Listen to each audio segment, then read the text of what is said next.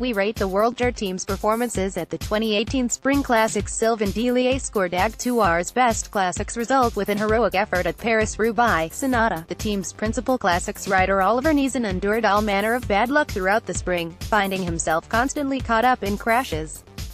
The team's campaign ended on a high, however, with Silvan Dillier claiming a surprise second place at Paris-Roubaix, and Romain Bardet second at Strade Bianche should not be forgotten.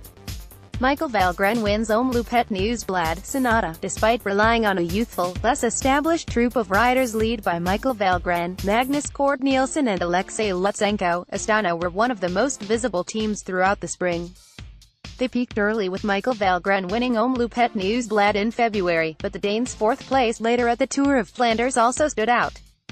Bahrain Merida 8/10 Vincenzo Nibali attacks to win the 2018 Milan-San Remo. Sunada, in the cobbled classics, Sonny Colbrelli and Heinrich Hausler rode solidly without threatening to pull off a big result. The team's spring was defined by one day, though, Milan-San Remo, when Vincenzo Nibali stunned everyone to win the team's second monument in just its second season.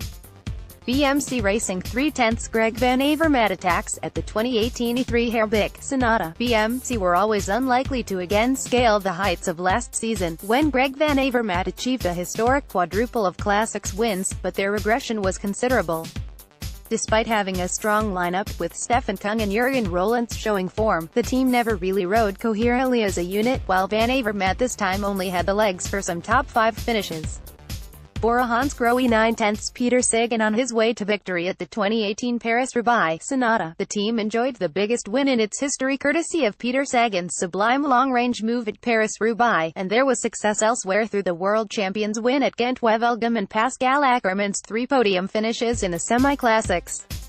As a whole, they looked a stronger unit than last spring, with Marcus Burghardt and new signing Daniel Oss doing excellent jobs as the Sagan's lieutenants. Dimension Data 2/10 Julian Vermeulen in the break at the 2018 Gent-Wevelgem. Sunada, unfortunately, Dimension Data were a mostly anonymous presence this spring. Mark Cavendish's ambitions were scuppered a series of crashes, new signing Julian Vermeulen never quite followed through on early promise, and Edvald Boasson-Hagen only has a 4th place from Dwars door Vlaanderen to show for his efforts.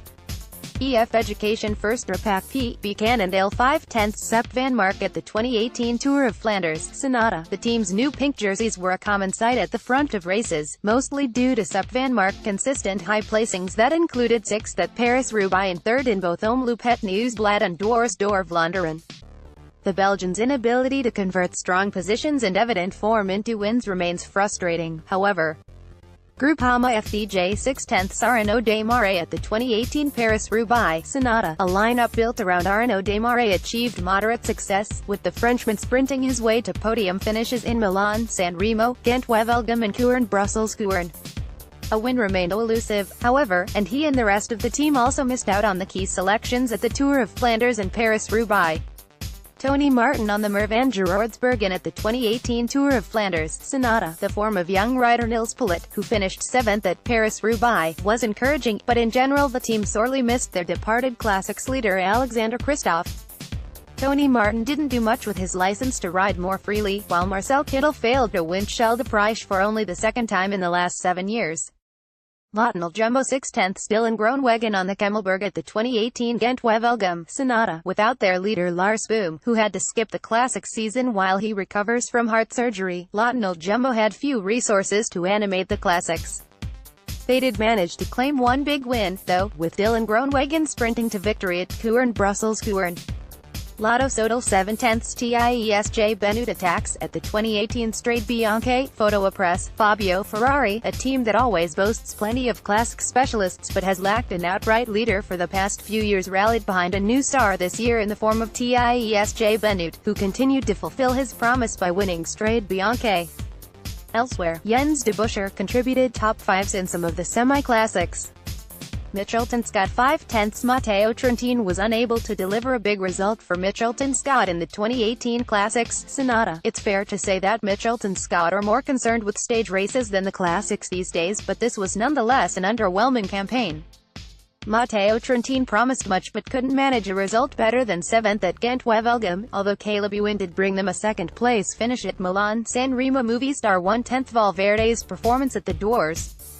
d'Or Vlaanderen was a rare classics highlight for movie star Sunada. While movie star's star names were out conquering the early season stage races, their classics squad went by the spring virtually unnoticed. Alejandro Valverde impressed on his rare visit to Belgium to finish 11th at d'Or Vlaanderen, but opted not to ride the Tour of Flanders, indicative, perhaps, of the team's lack of interest in the cobbled classics. Quick Step Floors 10 out of 10. Niki Terpstra was the star for Quick Step Floors, winning E3 the Tour of Flanders and taking third place at Paris-Roubaix. Sunada: "We are used to Quick Step Floors being the strongest classics team, but this year they dominated to an absurd degree.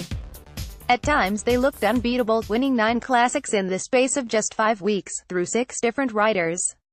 Most importantly of all, they won the big one, the Tour of Flanders, courtesy of Niki Terpstra."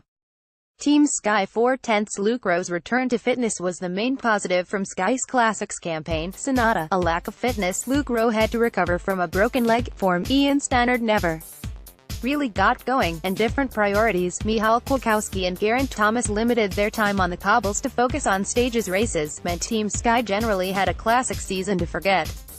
There were positives, though, in the form of Łukasz Wisniewski's second at Omloop Het Nieuwsblad and youngster Christopher Halvorson's second at the Hans-Am Classic. Sunweb 4/10's Michael Matthews at the 2018 E3 Roubaix. Sunada: "There was much interest in how Michael Matthews would perform on the cobbles, but, though he managed reasonable 13th place finished at Gent-Wevelgem in E3 Roubaix, a crash sustained at Omloop Het Nieuwsblad prevented him from riding in full fitness all spring." On the plus side, the team unearthed a new talent in d'Or Vlaanderen runner-up Mike Teunissen. Trek Segafredo 7/10's Mads Pedersen rode to a surprise second-place finish at the Tour of Flanders 2018. Sunada: "The highlight of Trek Segafredo's spring was undoubtedly Mads Pedersen's breakthrough ride to finish second at the Tour of Flanders. His youthful potential is matched by Jasper Stuyven, who continued to develop with a series of consistent top 10s in all the biggest races, that compensated for John Degenkolb's indifferent form." UAE Team Emirates 3/10's Alexander Kristoff at the 2018 Paris-Roubaix. Sunada: "The team was reliant of Alexander Kristoff for results, and the Norwegian wasn't able to deliver. Fourth at Milan, San Remo was as good as it got." As the European champion was not his usual self on the cobbles, for the first time since 2012 he failed to make the top 5 at the Tour of Flanders, and a crash marred his chances at Paris-Roubaix.